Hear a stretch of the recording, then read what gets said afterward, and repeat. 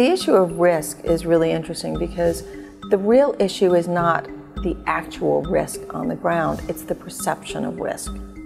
And so while a lot of investors are too scared to come into Africa because of the perception of risk, the people who are smart and who are really doing their homework and due diligence, they will come in and they will do very well.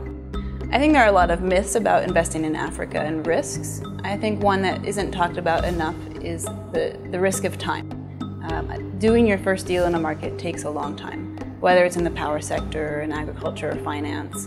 The theory is, and I've seen this work in our investments, is that the first one takes the longest, but it's the follow-on opportunities that provide both the greatest upside and also can happen a lot faster. Economies in Africa are growing, and that they're going to increasingly over time form a much larger percentage of the global GDP. And so purely from a capital allocation perspective, it's going to be imperative for a responsible investor to take a look at what is going on in Africa and to figure out if investments there would fit in a portfolio.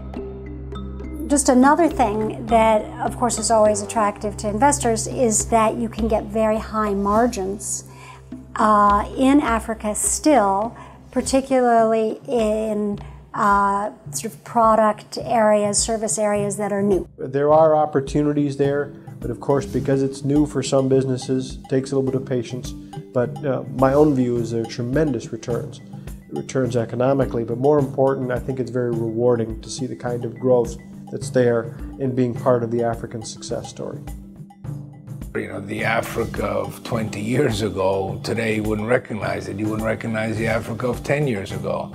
Frankly, the last 5 years, while much of the world was just caught up really in a very heavy economic slowdown, Africa and many other emerging markets were really booming. I think what you're seeing in Africa now is a great inflection point where you still have high margins because you're still able to have that catch up, you're still able to introduce new business models that hadn't existed in the economy before, and the margins haven't been eaten away by competition yet. There's a lot of low-hanging fruit in these frontier markets, which is why I think just the greatest impact is deploying capital in these markets. You know, when you're bringing power, water, roads, connecting people, communicating, it does make a tremendous difference. And there's a lot of money, frankly, to be made.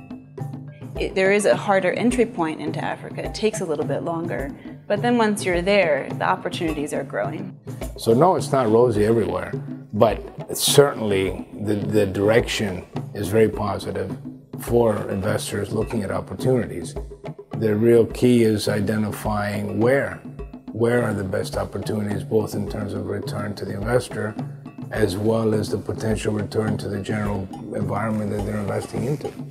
And if you look at what has happened over the last 10, 20 years, there's some people who have made fortunes, and I mean in the billions fortunes, because they have gotten to understand the actual risk, not the perceived risk, but the actual risk. And then they have done business according to that actual risk. So, you know, as long as there's risk, if I were an investor, I think, go ahead, keep thinking there's risk, you know, because I'll get my facts straight and I'll go in.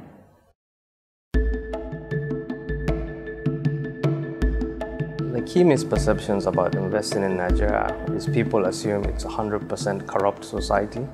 People assume that you can't do legitimate business in this country without bending corners. And transparency is always going to be a big issue.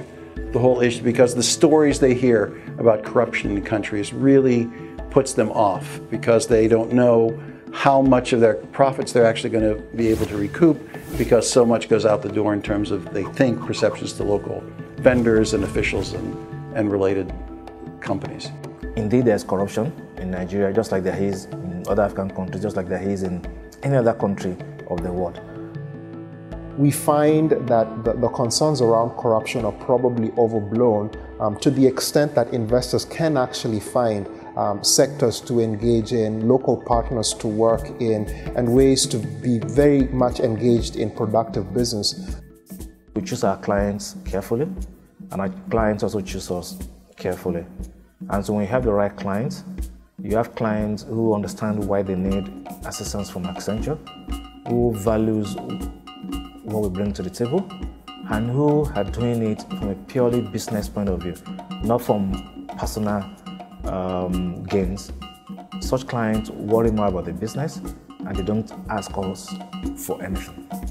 The important thing is to have your own values and let your staff understand, or let the people understand the value system, what makes an Accenture person. So we've been here since 1989. We've not paid a dime. I have known some private investors that have wanted to be partners with development finance institutions just for the reason that they could be insulated from the asking for giving of bribe.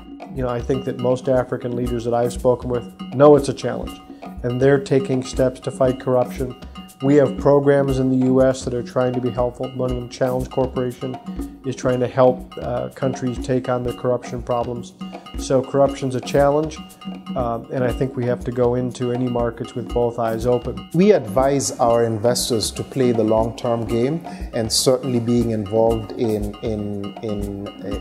any corrupt practices is not good for business in the long term.